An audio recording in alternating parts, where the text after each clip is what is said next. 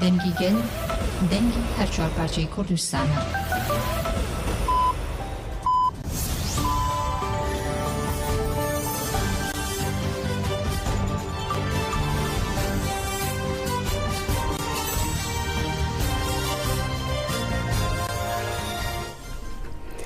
جناب نانوچان رادیو دنگ گلدن باشکودارین هجه ایرو هفته ایلون 2024 شمیل بروکسل ساعت 12 لامد 16 hemen نوچین ویداوی پیشکش بکندم دم آزادی اره براپویا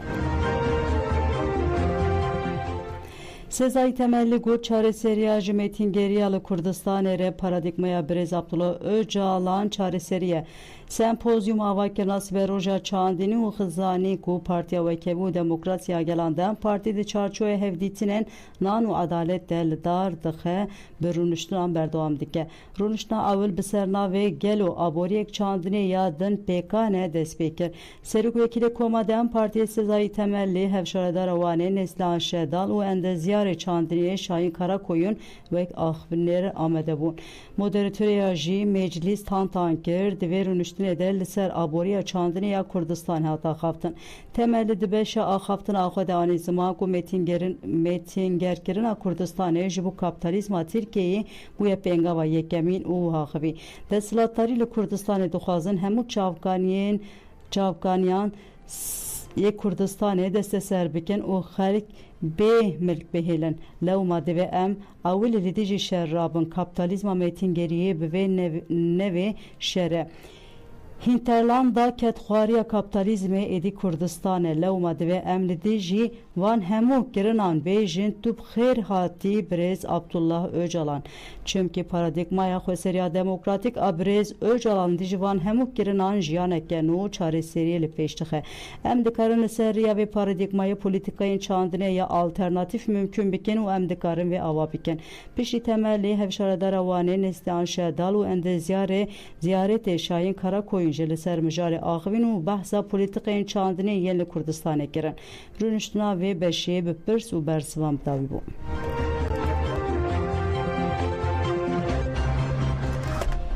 Dem parti liwane sempozyumek organize kir sempozyuma avakir nasibe roja çandini u xizaniye dem parti di çarçoya pengavanan u adalet ede ve sempozyume liwane organize kir ve duroj baju sempozyum li ayvana konferansa ya Tahir Elçiya baroya vane hatı darxistin beriya sempozyum dest ve bike hevseruka dem parti Tülay Hatimoğulları axvi diyar kir ku AKP jibu bajarın Bakure Kurdistane politikayin teybet meşine gud nezikatiya devlet ya kevine şob jibu pirsgereka Kurd berdawam kir şewtandina gundan koçger kira ji gundan ew qazgiran bu ku çandini li Kurdistan bi gelek rêbazên mîna qedexekirina zozanan bi tunebûnê re rûbirûmaye Tülay Hatimoğulları da zanin ku AKP bi polîtikayên çandinê cotkar ji berhemdariyê qutgiriye û got nikarin mazot, gübre, ceyranê, dermanên çandiniyê, makineyên çandiniyê û tov bikirin.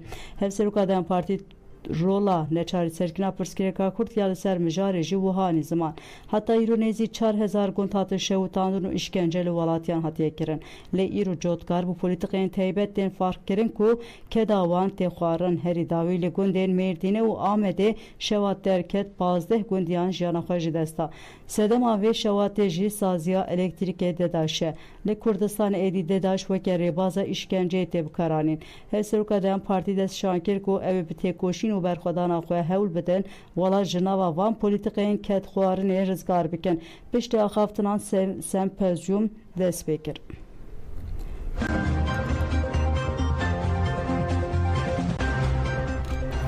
Endamê rêveberiya yenekê pêdengiya dijî êrişên Tirkiye Sûce endamê rêveberiya yenekê Arez Abdullah derbarê êrişê dewleta Tirkiye dagirkeriyên li ser başûrê Kurdistanê de peyamek belav kir. Arez Abdullah dazanin ku ya ku Tirkiye ile Herema Kurdistanê dike dijî yasaya navnê teveyî û bin pêkirina serveriya Iraq û Herêmê Arez got ev dewleta dagirker bi hincêtên bê benge roj nîne ku welatiyên Kurdistanê şehîd naxe bê helwestî û pêdengiya dijî êrişan Sûce dibe ew were rawestandin.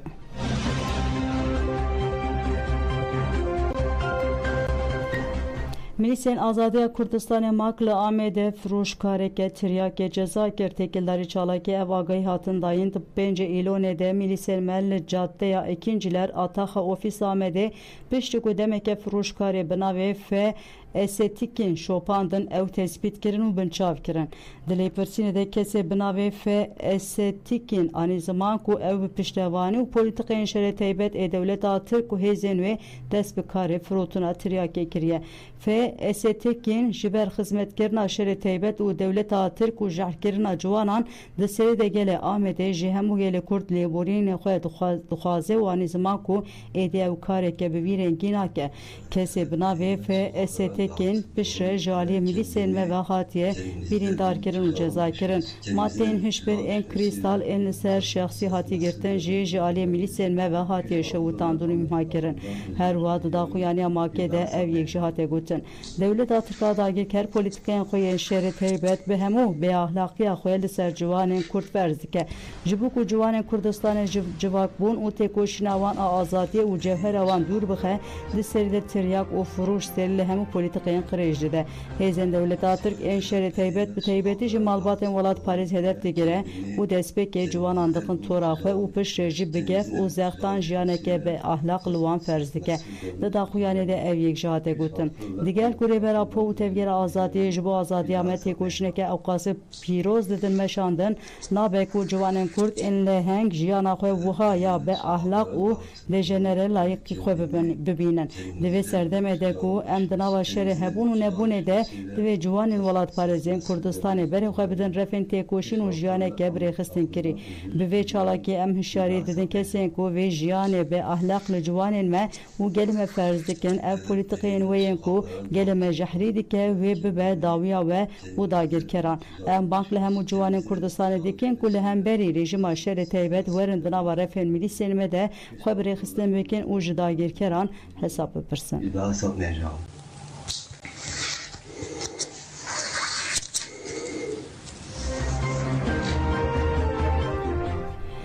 Bi Torosê û Remza jî temê gev xwarin li navçeya Qilêbaniya Şirnexê leşkerek çavuşê pispor li ser cama wesayîta xwe ya bi markeya Toros Remza jî temê çêkiriye û bi vê wesayîtê li navên da navçeyê digere.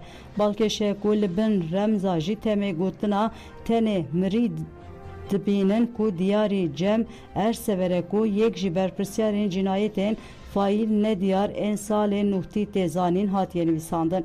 Welatiyên ku ji vê yekê a cizin diyarkirin ku ev wesayî ji dû mehan zêdetir e li navên da navçeyê digere û ev difikirin ku bi vî şiklî gef li wan tê xwarin.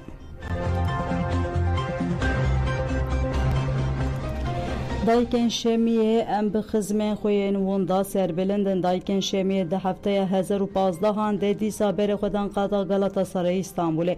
Parêzvanên mafê mirovan û gelê xizmên wenda yan beşdarî çalakiyê bûn.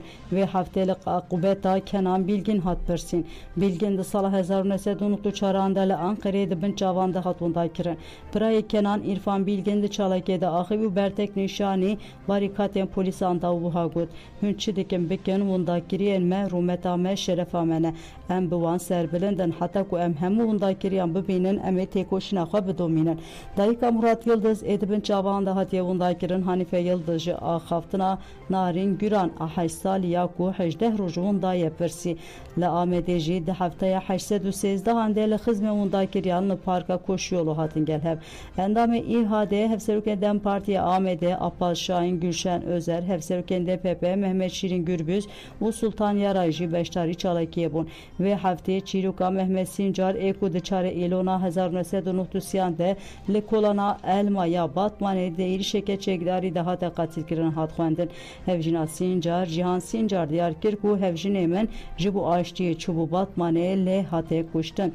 Li Batmanê jî di hefteya 649 de pirsa faîlên Mehmet Emin Çelik hat kirin. Mehmet Emin Çelik di 28 Tabaqa 1994 de li navçeya Hezoya Batmanê hate qatilkirin.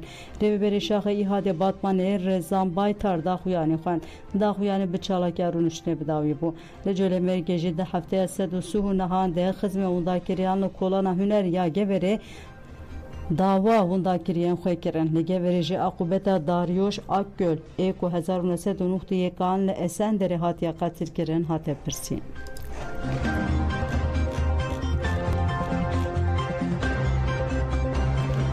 Di meha Tebaxê de li Îranê 23 jin hatin qetilkirin rêxistina mafê mirovana Rûşatê Kurdistanê têkildarî bin pêkina mafên jinan yên di meha Tebaxê de Îranê hatine kirin raporek belav kir. Di raporê de heta diyarkirin ku di meha Tebaxê de herî kem 10 çalêkvanên jin hatine binçavkirin û 11 jin jî ku 6 ciwan Kurd bûn bi cezayê girtîgehê hatine mehkûm kirin. Hat destşan kirin ku her 11 çalêkvanên jin li bajarên cuda yên Îranê bi giştî bi 40 sal û 5 meh û 22 roj cezayê girtîgehê hatine mehkûm kirin. Heman raporê de hat ragihandin ku 23 jin li bajarên cuda yên Îranê hatine qetilkirin ku 12 jin ji aliyê hevjinê xwe ve, 2 jin ji aliyê bavê xwe ve, 2 jin ji aliyê kurê xwe ve û 6 jin jî ji aliyê kesên nenasî ve hatine qetilkirin.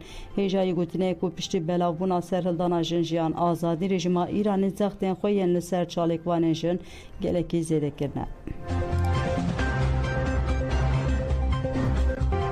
Çeteyên Devletê Atık 4 kes revandin rêxistina mafê mirovan Afrîn Sûriyeyê ragihand ku Çeteyên Devletê Atık adagîker roja çarşemê İdris Hüseyn Henan ê 51 salî û Henan Hüseyn Henan 39 salî yên ji bajarokê Bilbilê revandine. Rêxistinê de sıçan kir ku Çeteyên polîsên leşkerî Sûyekê Tebaxê Heydar Hanîf Ömer ê 37 salî ê jî gundê Erebwêran ê bajarokê Şeraya ku li taxa Eşrefê ya Afrînê dimîne revand û birinciyeke nediyar. Gurî rêxistinê Çeteyên Sultan Murad jî 1 Eylûnê Nûrî Musa ê ji bajara Efrînê revandiye.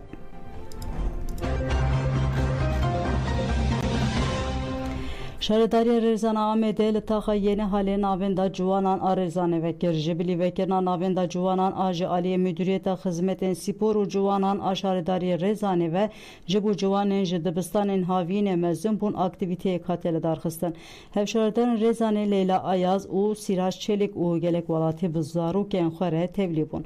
Müdürê Xizmetên Spor û Ciwanan Osman Filiz Ürün di aktivîteyê de axivî aktiviteyên ku li navên da ciwanan kirine ve gotin û destşan kir ku lê di serdema pêşiya wan de jî xebatên xwe bidomînin. Hevşardarê Rêzanê Siraç Çelik jî wiha got zarok û ciwan pêşê roja me ne. Ji bo wan çi hewce bibe em ê bikin. Ji bo gelê me pêdivî bi cih hebe em ê li gorî wê xebatên xwe bimeşînin.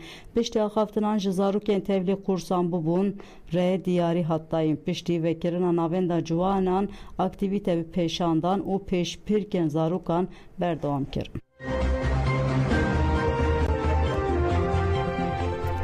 Li kantona Reqa nivîsgeha jirahî û çaregîhan hat avakirin desteya çandînî û avdanê ya Rêveberiya Xweseriya Demokratîk a kantona Reqayê nivîsgeha Elbadiya Angoj Çolistanê avakir. Rêveberê nivîsgehê Endezyar Ahmed Salih Dazanî nivîsgehe bi hevserokatî û beşên zabite kanûnî û arşîvê ji 11 endaman pêkte. Erka nivîsgehê parastina çaregeh û hejinahiyê ye. Endamên nivîsgehê bi meclîsên gel û rûspiyên bajarokên li Beyarê dicivin xebatên xwe li wan didan nasandin behsa girîngiya parastina xwezayê dikin û cezayên bi pêkiran şîrove dikin. Ahmed Salih eşkere kir ku belavokên têkildarî girîngiya parastina çeregehan û çawaniya rêgirtina li ber çolbûyînê belav dikin. Li Beyarê Reqayê çûreyên netewan wekî pûngeha bêjî, bêybûn, rihan û zehtira bêjî, hermal, bêcanên reş, ên beşî, filtûkeş, poşan û agul çêdibin. Hêjayî gotinê li kantona Reqayê ji ber baran kêm barî çend sala li peyhev hişkê salî çêbû çêrandina bêser û beh çêbû şinahî caregeh û pêre jî peskên bûn. Ji bo çarêserkirina van pirsan avdanê û desteya jingeyê ket nava hewdanan proje avakir da çandinan. Li gorî lêkolinan herî zêde başûrê kantonên Reqa, Dêrazor, Tebxe û Hesekê bandor bûye. Çolbûyîn herêmên Bakur û ên navîn dide ber xwe.